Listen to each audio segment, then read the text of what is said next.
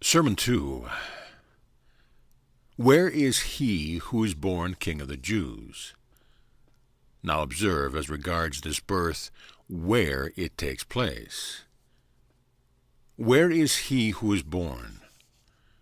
Now, I say, as I often have said before, that this eternal birth occurs in the soul precisely as it does in eternity. No more, no less, for it is one birth. And this birth occurs in the essence and ground of the soul.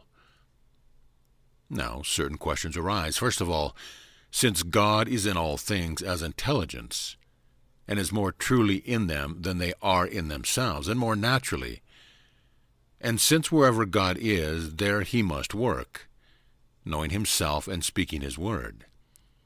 In what special respect, then, is the soul better fitted for this divine operation than are other rational creatures in which God also is?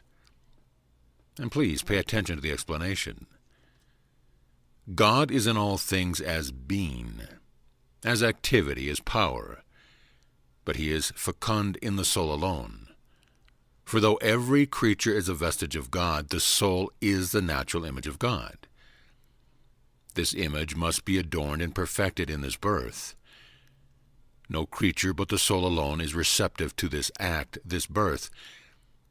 Indeed, such perfection as enters the soul, whether it be divine, undivided light, grace, or bliss, must enter the soul through this birth, and in no other way. Just await this birth within you, and you shall experience all good and all comfort, all happiness, all being, and all truth. If you miss it, you will miss all good and blessedness. Whatever comes to you, and that will bring you pure being and stability. But whatever you seek or cleave to apart from this will perish. Take it how you will and where you will, all will perish. This alone gives being, all else perishes. But in this birth you will share in the divine influx and all its gifts. This cannot be received by creatures in which God's image is not found.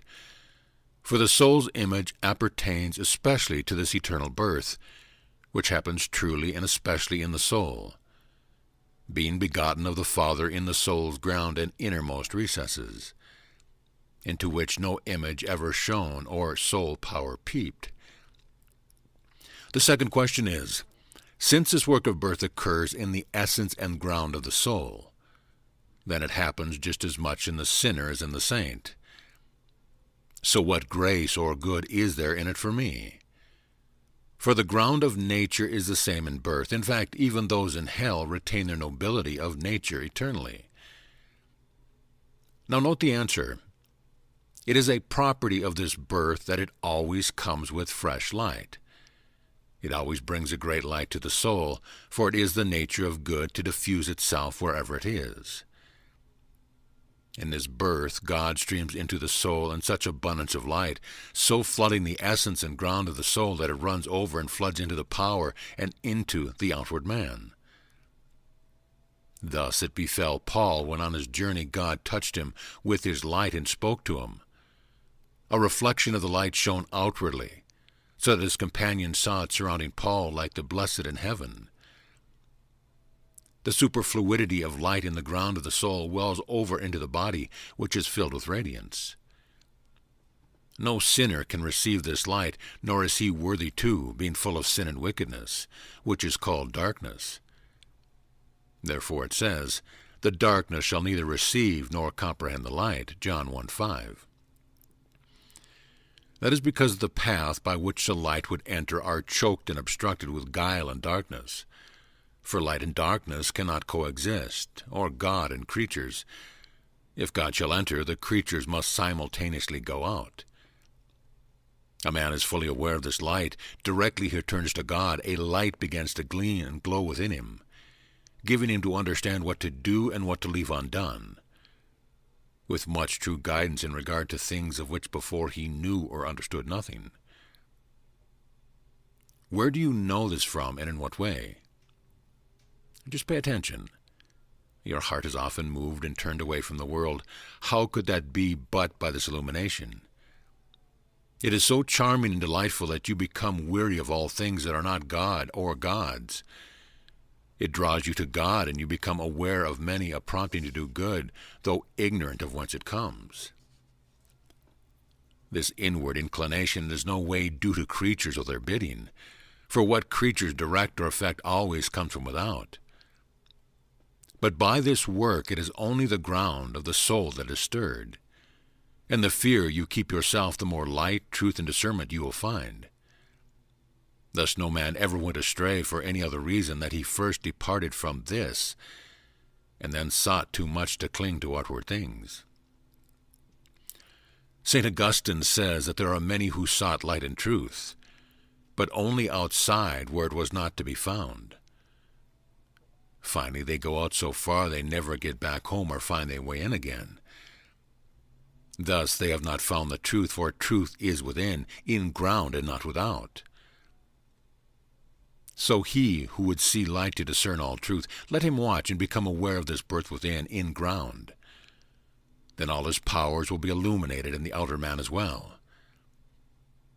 For as soon as God inwardly stirs the ground with truth, its light darts into its powers, and that man knows a time more than any who could teach him.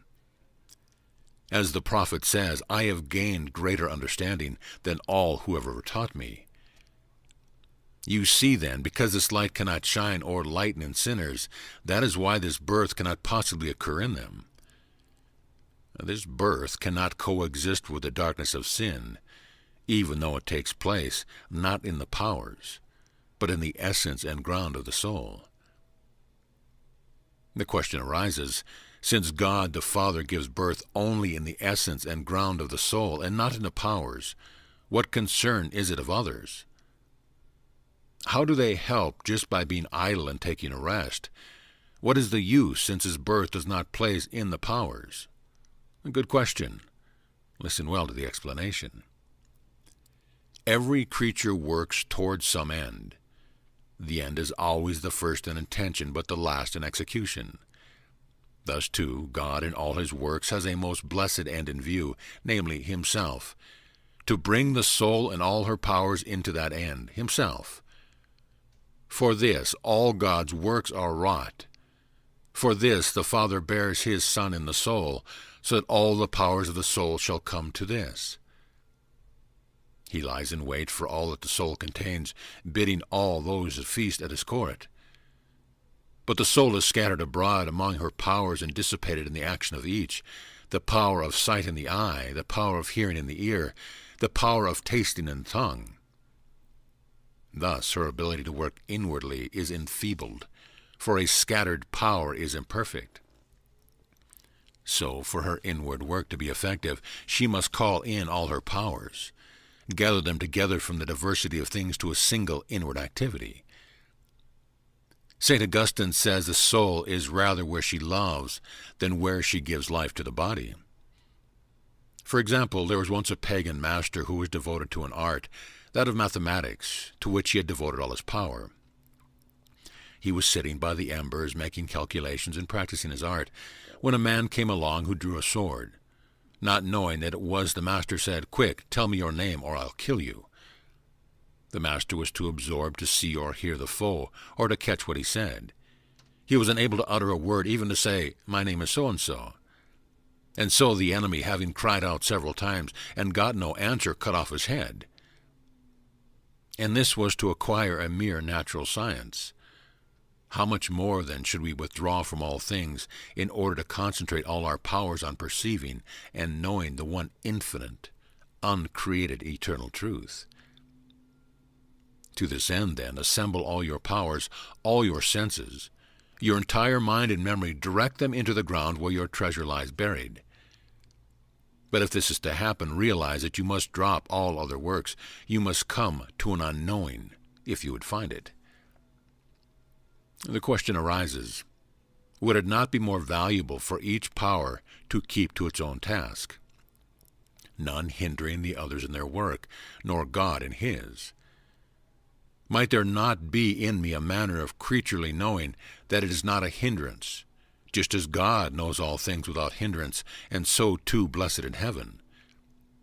That is a good question. And note the explanation.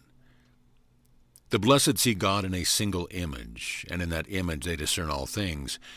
God, too, sees himself thus, perceiving all things in himself. He need not turn from one thing to another as we do. Suppose in this life we always had a mirror before us, in which we saw all things at a glance and recognized them in a single image. Then neither action nor knowledge would be any hindrance to us. But we have to turn from one thing to another, and so we can only attend to one thing at the expense of another. For the soul is so firmly attached to the powers that she has to flow with them wherever they flow. Because in every task they perform, the soul must be present and attentive, or they could not work at all. If she is dissipated by attending to outward acts, this is bound to weaken her inward work. For at this birth God needs and must have a vacant, free, and unencumbered soul, containing nothing but himself alone, and which looks to nothing and nobody but him. As to this, Christ says, "Whoever loves anything but me, whoever loves father and mother or many other things is not worthy of me. I did not come upon earth to bring peace but a sword, to cut away all things, to part you from sister, brother, mother, child, and friend, that in truth are your foes. For whatever is familiar to you is your foe.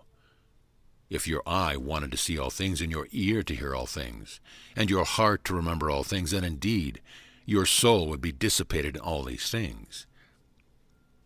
Accordingly, a master says, to achieve an interior act, a man must collect all his powers, as if into a corner of his soul where, hiding away all images and forms, he can get to work. Here he must come to a forgetting and an unknowing. There must be a stillness and a silence for his word to make itself heard. We cannot serve this word better than in stillness and in silence. There we can hear it. And there, too, we will understand it aright in the unknowing. To him who knows nothing it appears and reveals itself. Another question arises. You might say, "Sir, you place all our salvation in ignorance. That sounds like lack." God made man to know, as the prophet said, "Lord, make them know." Where there is ignorance, there is a lack. Something is missing. A man is brutish, an ape, a fool, and remains so long as he is ignorant. But here we must come to a transformed knowledge, and this unknowing must not come from ignorance, but rather from knowing. We must get to this unknowing. Then we shall become knowing with divine knowing, and our unknowing will be ennobled and adorned with supernatural knowing. And through holding ourselves passive in this, we are more perfect than if we were active. That is why one master declares that the sense of hearing is nobler than that of sight, for we learn more wisdom by hearing than by seeing, and in it lives the more wisely. We hear of a pagan master who lay dying. His disciples discussed in his presence some noble art, and dying though he was, he lifted up his head to listen, saying, "Oh, let me learn this art now, that I may rejoice in it forever." Hearing draws in more, but seeing rather leads outward. The very act of seeing does this. Therefore, in eternal life, we shall rejoice far more in our power of hearing than in that of sight. For the act of hearing, the eternal word is within me, but the act of seeing goes forth from me. In hearing, I am passive, but in seeing, I am active.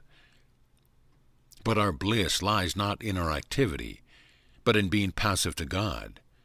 For just as God is more excellent than creatures, by so much is God's work more excellent than mine.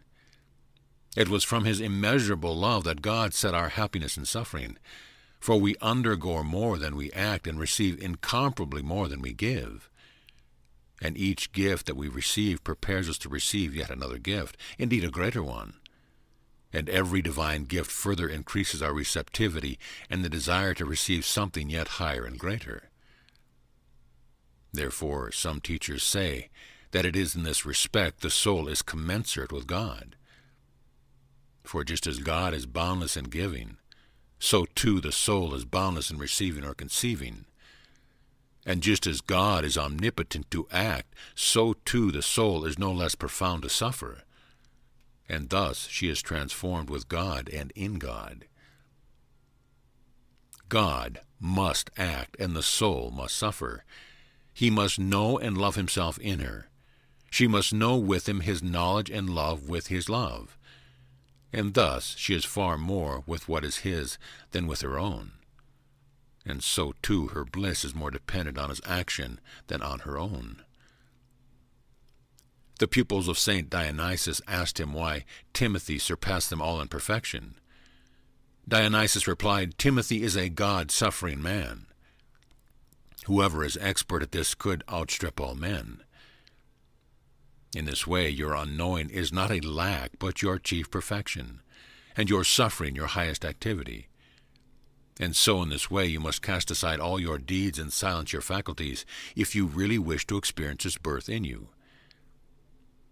If you would find the newborn king, you must outstrip and abandon all else that you might find, that we may outstrip and cast behind us all things unpleasing to the newborn king. May he help us who became a human child, in order that we might become the children of God. Amen."